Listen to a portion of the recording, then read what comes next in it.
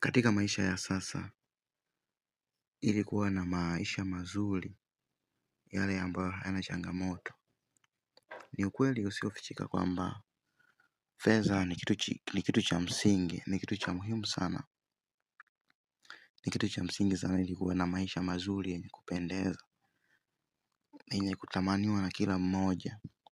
Fedha ni kitu cha muhimu sana katika hili. Lakini tukija katika masomo ya uchumi, tunafundishwa kwamba pesa ni thamani. Wanasema kwamba money is value. Pesa ni thamani. Na pesa, tuna pesa za namna mbili. Pesa za namna mbili. Tuna hela za sarafu, lakini tuna pesa za karatasi. Sio kila sarafu inaweza kuwa pesa, wala sio karatasi inaweza kuwa pesa. Ndio maana tunasema pesa ni thamani. Pesa ni thamani. Wala sio kila thamani ni pesa. Sio kila thamani inaweza kuwa pesa. Kila mtu huwa yuko na thamani yake fulani,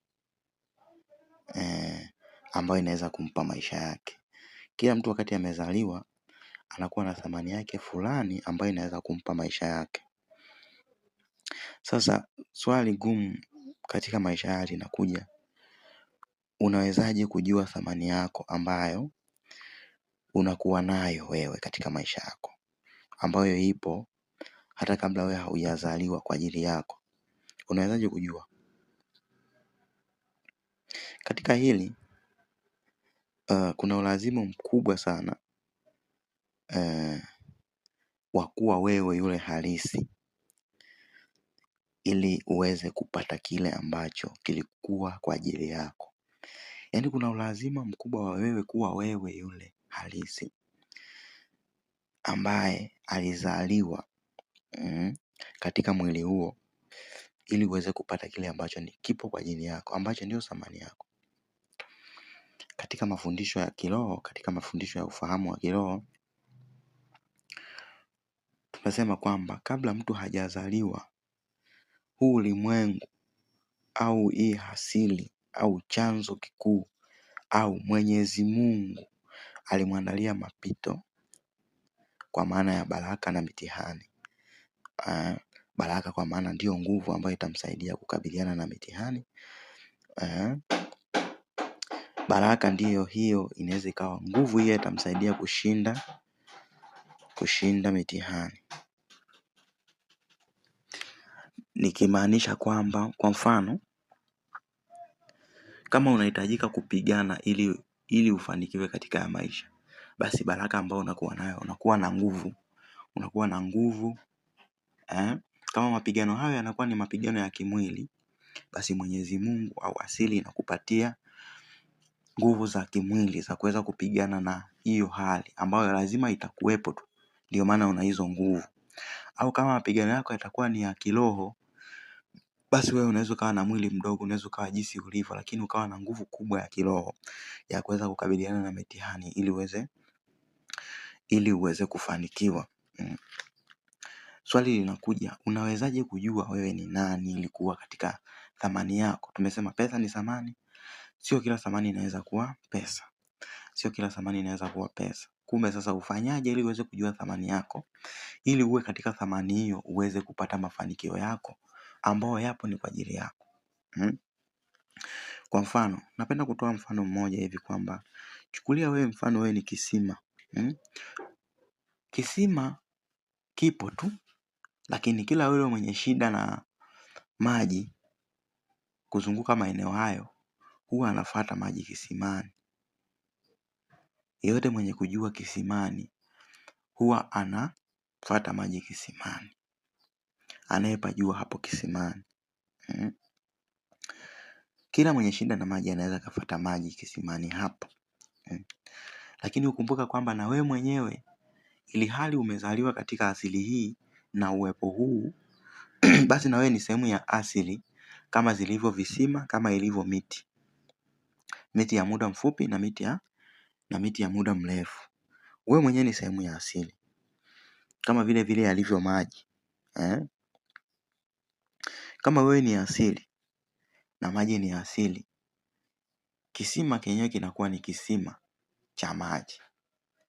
Kila mwenye shida na maji, kila mwenye shida na asili hiyo ambayo ni maji, huwa anafuata kisima hicho kwenda kuchukua maji. Je, wewe ukiwa wewe kama sehemu ya asili, ukiwa wewe, mtu atashindwa kukufuata ili kuja kuchukua kitu hicho ambacho kipo ni sehemu ya asili, ambacho kipo kupitia wewe? Jibu ni kwamba hakuna mtu ambaye hahitaji maji katika maisha yake. Kwa wewe, ikiwa wewe ni asili, basi unahitajika, unaweza ukahitajika na kila mmoja. Kama vile ambavyo hapo ulipo kuna kisima, hata hapa nilipo kuna kisima. Kama vile ambavyo hapo ulipo upo wewe, ndivyo hivyo hata sehemu nyingine yupo mtu ambaye yupo kama wewe kwa ajili ya watu wengine. Kwa hiyo kuna umuhimu wa kuwa wewe ili kuweza kupokea kile kilicho kwa ajili yako. Ni muhimu kujua baraka zako za asili na changamoto zako za asili ili ujitawale, ujitawale jinsi ambavyo unatakiwa kuonekana. Kwa maana ya ikijua wewe kwamba mwili wako una miba au mwili wako kiungo fulani kimezidi, pale wanapopita wengine wewe huwezi kupita kwa ajili ya kutokana na asili yako au umbile lako hilo. Kwa lazima ujitambue kwamba changamoto zako ni zipi katika maisha na baraka zako ni zipi. Changamoto ukikutana nazo uweze kufahamu kwamba changamoto hii ni changamoto ya asili yangu, sitaki kujisikia vibaya, bali nitakuwa niangalie jinsi ya kuikabili ili niendelee kuishi kama kawaida. Lakini tofauti na watu wengine ambao kama bila kujua asili zao wanakuwa wanahangaika, hawawezi kujua hata changamoto hii ni ya kiulimwengu, imesababishwa na mtu au ni changamoto ya asili yake, anakuwa hawezi kujua. Ikiwa wewe ni mti mdogo, ujue kabisa kwamba wewe ni mti mdogo au wewe ni mdogo katika ukubwa. Yaani ujue kabisa kwamba wewe ni mdogo katika ukubwa. Nikawa nachukulia mfano wa fito na nguzo. Upo mti ambao ni mzuri kufanyia fito kwenye ujenzi, lakini upo mti ambao ni mzuri kufanyia nguzo.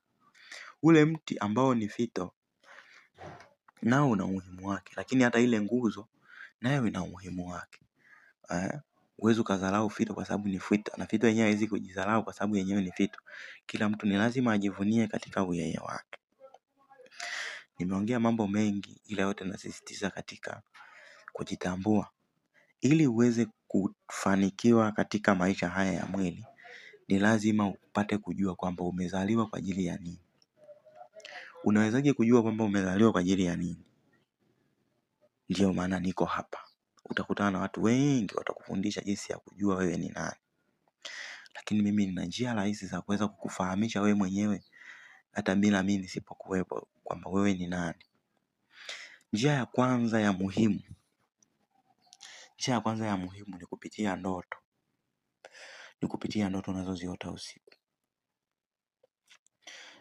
Katika kufundisha nimefanikiwa kuonyesha watu kwamba asili zao ni zipi kupitia ndoto, bila kutumia dawa yoyote. Cha kufanya ni kipi katika hili? Unatakiwa kununua daftari dogo hata la shilingi 800 na peni ya 200. Ni swala gumu sana kukumbuka ndoto ukishaamka, lakini ni rahisi kuikumbuka pale ambapo ukikurupuka ukitoka kuiota ndoto hiyo.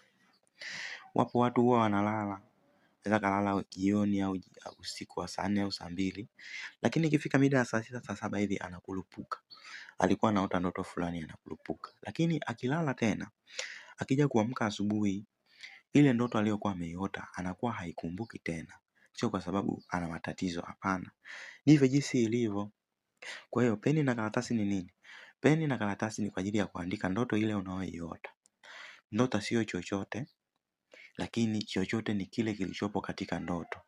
Kwa maana ukiota ndoto zako zikifika hata 10 au walau 15, una uwezo mkubwa wa kuangalia msisitizo unaokuja katika ndoto zako. utaona kama ndoto takriban 3 au 2 zinajirudia katika mazingira fulani yanayofanana.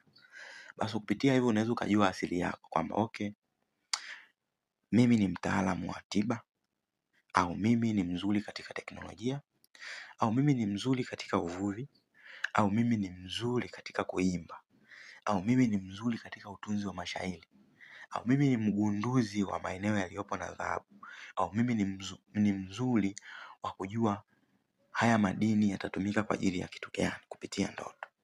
Hizo ndio namna ambazo tuko nazo. Changamoto kubwa ambayo inakuja katika ugumu huu wa maisha, watu wengi wanadhani kwamba kuhangaika na pesa, ugumu wa maisha, kwamba eti kwamba watu hawana akili ndio maana wanahangaika. Mimi nasema kwa sauti kubwa kwamba hapana. Watu wana akili. Watu wana akili ila hawana ruhusa ya kudhibiti hali halisi inayofanya wahangaike. Hawana ruhusa. Mifumo ya dunia haijawapa ruhusa ya kudhibiti hiyo hali. Kwani ni nani ambaye anapenda kuwa na shida katika dunia hii? Hayupo huyo mtu anayependa shida. Kila mtu anapenda ishi maisha mazuri yenye kunyooka. Kwa hiyo ugumu wa maisha hakuna anaoupenda. Na kila mtu anakuwa anatamani labda angekuwepo kwenye usukani, angeweza kufanya maisha yawe hivi. Ama kwa ajili yake au kwa ajili ya watu wengine, labda roho inamuuma watu kuwa hivyo ambavyo ipo hali ngumu. Lakini huenda hata wangepata nafasi, bado ingekuwa ngumu kubadilisha hali halisi ya ugumu wa maisha yaliyopo, maana ya utafutaji wa pesa na mambo mengine. Kwani wapo wengi wanaopata nafasi hizo, lakini bado maisha bado tunayo magumu. Kumbe kilichopo ni kipi? Katika Uafrika wetu na rangi yetu tumepikia katika nyanja mbalimbali. Wamisionari, si wapelelezi, si na makolokolo gani hadi ukoloni. Kitu ambacho tumefanyiwa ni kukata ule mnyororo wa sisi na asili yetu. Mnyororo wa sisi na asili yetu. Ukikata mnyororo wa wewe na asili yako, ndio hiyo sababu inayokufanya hata leo hii huzingatii ndoto.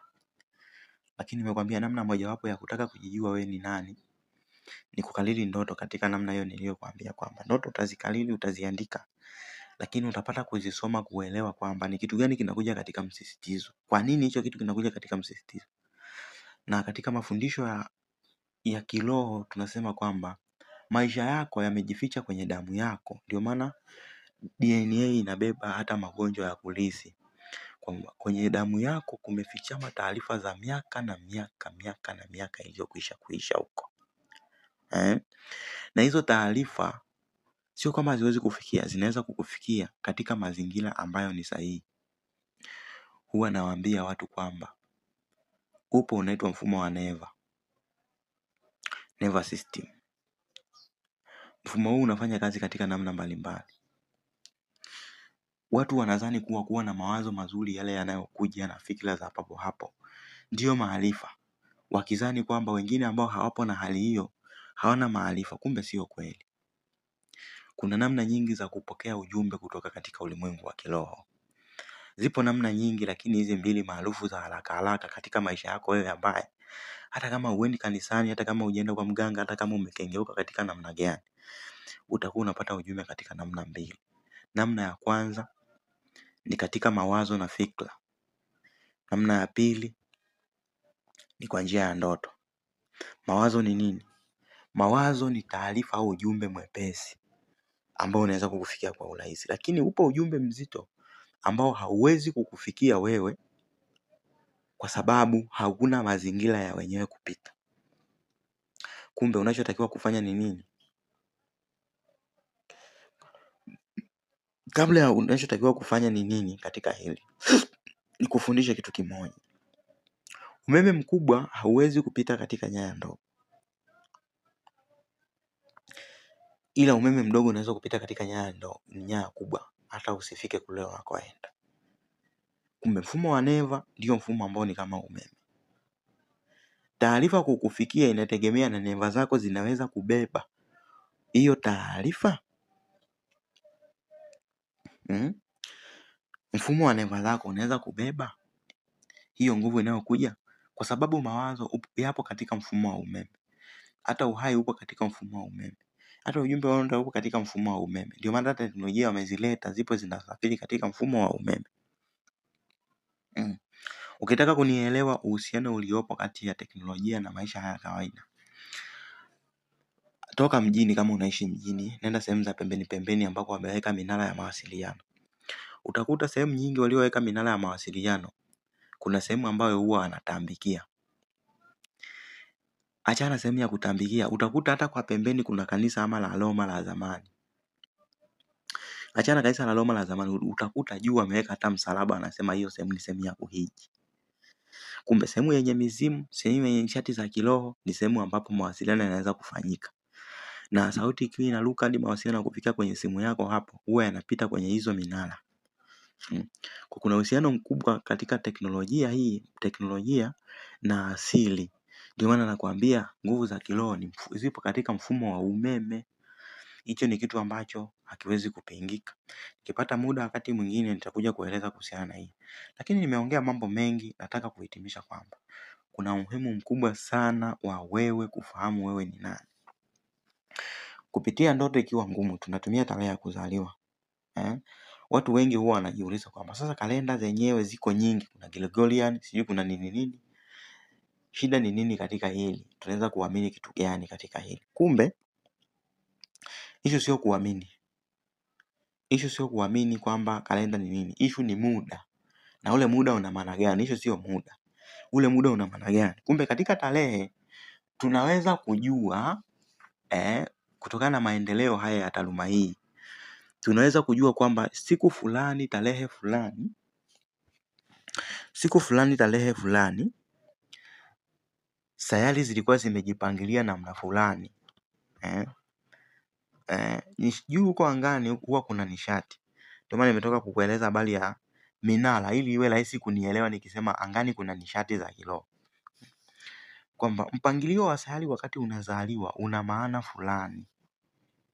Una maana fulani katika maisha yako. Ile pumzi iliyokuwepo wakati sayari zimejipangilia vile ambavyo vilikuwa vimejipangilia usiku unazaliwa, ndio huo mtetemo ulionao wewe.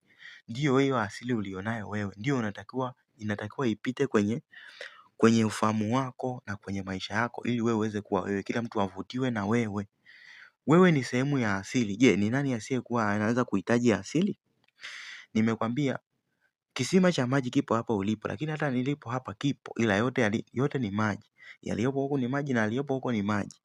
Kwa kama yupo mtu ambaye ni sawa na mimi hapa nilipo, basi yupo mtu mwingine sehemu nyingine ambaye ni sawa na mimi kwa ajili ya jamii hiyo hapo alipo. Kumbe kupitia tarehe ya kuzaliwa unaweza ukajua wewe ni nani, ukaweze kuwa wewe, ukaanza kuwa asili yenyewe, ukaacha maisha ya kuiga, ukaacha maisha ya kukopi na kupaste. Mwenye kuwa Diamond awe ni Diamond, mwenye kuwa Rayvanny awe ni Rayvanny, mwenye kuwa Alikiba awe ni Alikiba, mwenye kuwa Harmonize awe Harmonize. Utasema nampenda Diamond, lakini haimaanishi kwamba hujawahi kupenda nyimbo ya Alikiba, wala haimaanishi kwamba umewahi kuipenda nyimbo ya Mario.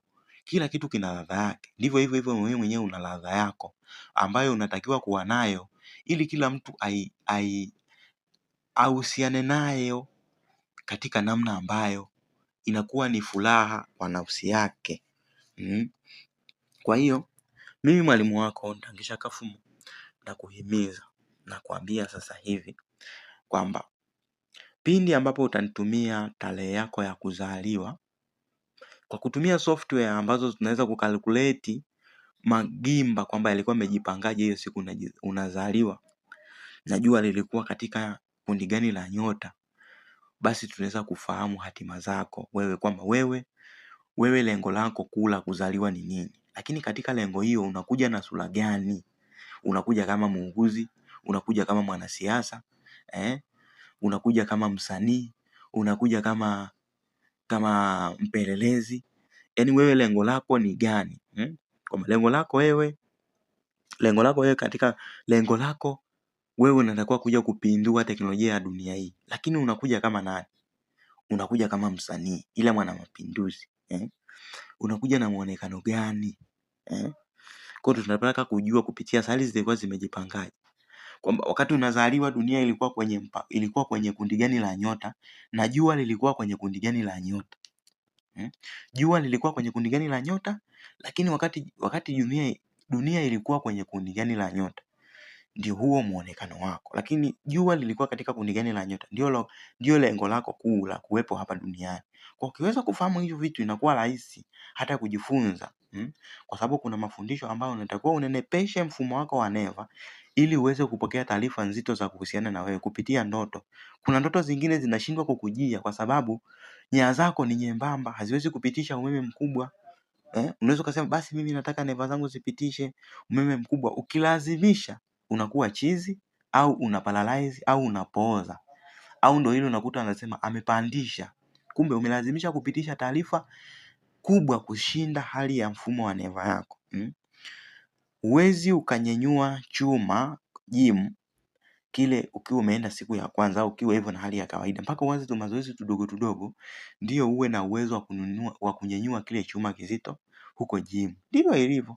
Hata hivyo ndivyo ilivyo. Ukiishi kawaida, mfumo wa neva wako unaishi kawaida. Lakini ukitaka kupokea taarifa nzito, ni lazima ujifunze kunenepesha mfumo wa neva zako. Fanya neva zako ziweze kunenepa, ziwe na uwezo wa kupitisha umeme mkubwa. Kwa sababu kuna mawazo mengine hayaji kwa sababu ya wewe uendelee kuwa mzima. Yakija unaweza ukafloat, ukapata shock. Umeme mkubwa umepita kwa ghafla katika nyaya zako. Unatumia kinachotakiwa kutokea hapa ni short itatokea. Kwa kuhimiza, kuna namba natuma hapo. Unaweza ukahisi kwamba labda umenisikia siku ya kwanza. Itakuwa ni jambo jema sana ukisubscribe kama upo kwenye YouTube. Itakuwa ni jambo jema ukikutana na fundisho hili ukiwa Facebook ukifollow. Itakuwa jambo jema ukifollow ukikutana na ujumbe huu kwenye mtandao wa TikTok, maanake ujumbe huu au mafundisho haya nitayaweka sehemu zote hizo. Kwa hiyo follow, like ili tuweze kufundishana. Na vile vile huwa nakuwa live katika mtandao wa TikTok. Unaweza ukakaribia kwa ajili ya kuuliza maswali mbalimbali ya ufahamu wa kiroho. Ni muhimu kuungana na asili yetu ili tuweze kuwa sisi, ili tuweze kupokea hatima zetu. Tunashindwa kupokea hatima zetu kwa sababu tumejitenganisha na asili ambayo inaweza kuungana na sisi. Tumejitenganisha vipi? Mifumo yetu ya neva ni miembamba. Unawezaje kuinenepesha? Ni lazima ujue wewe ni nani, ili mambo mengine yanayokuja kukufanya ukawaida wako uweze kupambana nayo, mifumo yako ya neva uweze kunenepa. Nitumie tarehe yako ya kuzaliwa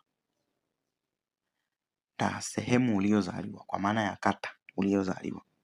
Kwa sababu gani eneo uliozaliwa? Ni kwa sababu unaweza ukawepo hapo ulipo ni mchana, lakini kwingine tarehe hiyo hiyo ni usiku. Kwa hiyo sehemu nyingine wanaliona jua, sehemu nyingine hawalioni. Sehemu nyingine mwezi unaonekana, sehemu nyingine mwezi umeshazama. Kwa hiyo katika kutuma eneo uliozaliwa tunaangalia kwamba ukiwa hapo ulipo sayari fulani ilikuwa wapi, na sayari hiyo kuwa hapo ilikuwa inamaanisha nini? Jua lilikuwa wapi, na kuwa hapo ulipo jua lilikuwa linamaanisha nini katika maisha yako? Hiyo ndio asili yako ambayo ilikuwepo hata kabla wewe hujazaliwa. Vile wapo watu ambao huwa wanazaliwa, yani huwa watu wanaanza kuzaliwa kwa ajili yako. Unaweza ukawa ulikuwa barabarani siku moja ukiwa katoto unataka kugongwa na gari, akaja mtu akakurudisha hivi na mkono. Mtoto atagongwa akakuvuta hivi mkono. Huyo mtu anakuwa ni mkubwa sana katika umri wako. Kumbe huyo mtu alizaliwa kabla yako kwa ajili ya hiyo kazi na kazi zingine. Wapo watu ambao wamezaliwa kwa ajili yako wewe, kwa ajili ya wewe kufanikiwa, kwa ajili ya wewe kuwa wewe. Upo mti ambao umeota ili chanzo cha maji kisikauke. Ipo miti ambayo imeota ili mto usipanuke ubaki kuwa ulivyo. Si unanielewa? Si unanielewa katika hilo? Kwa hiyo wapo watu ambao wamezaliwa ili kukusaidia wewe kufikia hatima yako, kutimiza kusudi lako hapa duniani. Wapo watu hao, ila huwezi kukutana nao kama hujaungana na asili yako, kwa sababu ukiwa umeungana na asili yako utawavutia. Ndio vile vitu ambavyo nimesema kwamba wewe ukiwa ni kisima, yule mwenye shida na maji lazima aje. Lakini kama wewe ulitakiwa uwe ni kisima ukawa mti, wewe unafikiri hizo baraka utazipata? Hizo baraka za kimajimaji utazipata wakati wewe mazingira yako yote umeumbwa kimajimaji? Wewe umekuwa mti, si watakuja wakukate wakupeleke ukanandii nguzo? Si watakuja kukata wakutengenezea kitanda watu wafanyie na ndio wazalie watoto? Kwa ndo hivyo. kuwa maji, wenye kunywa wanywe, wenye kujisafishia kinyesi wajisafishie kinyesi, wenye kunawia mikono wanawia mikono, wenye kupikia wapikie, yani kuwa jinsi ulivyo. Kama wewe ni chungwa, kuwa chungwa, ufurahi kuwa wewe chungwa. Kwa sababu haimaanishi kwamba anayekula chungwa hawezi kula embe. Atakula embe, atakula na chungwa, kila kitu kina ladha yake. Kwa hiyo kuna umuhimu mkubwa wa kutambua kwamba wewe ni nani. Nahitimisha kwa kusema hivyo, nahitimisha kwa kualika wewe uweze kusubscribe katika channel hii, na nakupongeza kuwa na ufahamu wa kusikiliza maneno haya, kwa sababu watu wengine hadi kitu kiwe maarufu yani ndio uweze kusikiliza. Lakini na imani umejifunza kitu katika hili. Nitaweka namba yangu hapo, unaweza kunipigia, mimi huwa nipo tu, tunaweza tukajadili mambo mengi kuhusiana na wewe mwenyewe. Na hiyo kitu nimekuambia hicho kitu kwamba kuwa wewe, kutumia tarehe yako ya kuzaliwa. Tutatumia software hizo, nitumie tarehe yako ya kuzaliwa, sehemu uliyozaliwa, ili niweze kukuambia wewe ni nani kupitia hizo software. Software inaweza kukalculate miaka 1000 ijayo na miaka 1000 iliyopita. Inaweza kukalculate kwamba sayari ilikuwa imejipangilia hivi. Mimi nilicho nacho ni uwezo wa kujua maana ya sayari ikiwepo sehemu fulani ina maana gani katika maisha yako. Ndio kitu nilicho nacho, lakini mpangilio wa ilikuwaje, natumia msaada wa software. Kwa katika hili nitakutoza gharama ya shilingi 20,000 tu. Utatakiwa kutuma shilingi 20,000 peke yake, shilingi 20,000, tarehe yako ya kuzaliwa na sehemu uliyozaliwa kwa maana ya kata. Kama hujui tarehe yako ya kuzaliwa, uliza watu kwamba mimi nilizaliwa pamoja na nani? Watakwambia wewe wakati unazaliwa hiyo siku ulizaliwa siku moja na mtu fulani. Uliza tarehe ya kuzaliwa wewe mtu, utapata tarehe yako. Uliza watu wakubwa wanaokuzidi, hata kama sio wa kwenu wamesahau. Uliza wengine, hivi siku uliyosikia mimi nilizaliwa na nani alizaliwa? Watakwambia tarehe yako ya uhakika. Na kama huwezi kupata tarehe kabisa, ili uweze kupata wewe ni nani katika maisha yako, basi kanunue daftari la shilingi 800 na peni ya 200. Anza kuandika ndoto unazoziota. Ukikurupuka usiku saa 8, andika hiyo ndoto. Usiseme kwanza ngoja nilale nitakumbuka asubuhi. Utasahau. Andika ndoto zako, alafu tafuta siku ya utulivu, nenda nje kabisa na mji, nenda kasome hizo ndoto ulizoziandika. Utaona msisitizo unaokuja katika ndoto zako. Utapata kujua kwamba okay, kumbe mimi nahusiana na kitu hiki na hiki. Watu wanachanganyikiwa. Ndoto huwa inasimulia kinachoendelea katika maisha yako. Kwa mfano, seli inaweza ikawa inapambana na magonjwa, lakini wewe ukaona kupitia ndoto, ukaona kama unakimbizwa, ukaona kama unampiga mtu, unashambuliana na mtu unampiga, kumbe seli za mwili wako zinapambana na magonjwa. Unaweza ukaota unajenga nyumba au unatengeneza kitu fulani, kumbe seli zinatengenezeka kwenye mifupa. Yaani ipo hivyo yani ipo hivyo. Kwa hiyo hizo namna mbili hizo ni namna zenye nguvu. Na vile vile nakualika kuwasiliana na mimi katika muda wote unaotaka bila gharama yoyote. Mimi gharama ninayotaka ni hiyo tu, kwa sababu nitatumia bando, nitatumia yani kwa mfano mimi nafanya shughuli hii, wewe unafanya hiyo shughuli, na tupo katika mfumo wa fedha. Kwa hiyo tunakuwa tunahitaji fedha katika kuishi. Ndio eti? Ndio. Basi nikutakia wakati mwema, tukutane wakati mwingine. Usisahau kusubscribe, kulike na kucomment maoni yako kuhusiana na somo hili. Utakuwa unanitia moyo ili siku nyingine nije na darasa lingine kubwa kuzidi hiyo, kwa sababu mambo ni mengi, muda ndio unakuwa mchache. Nikirekodi kipindi kirefu sana, wewe mwenyewe hauna muda wa kukisikiliza, kwa sababu ni lazima uende ukatafute riziki kwa ajili ya wewe mwenyewe na familia yako. Asante.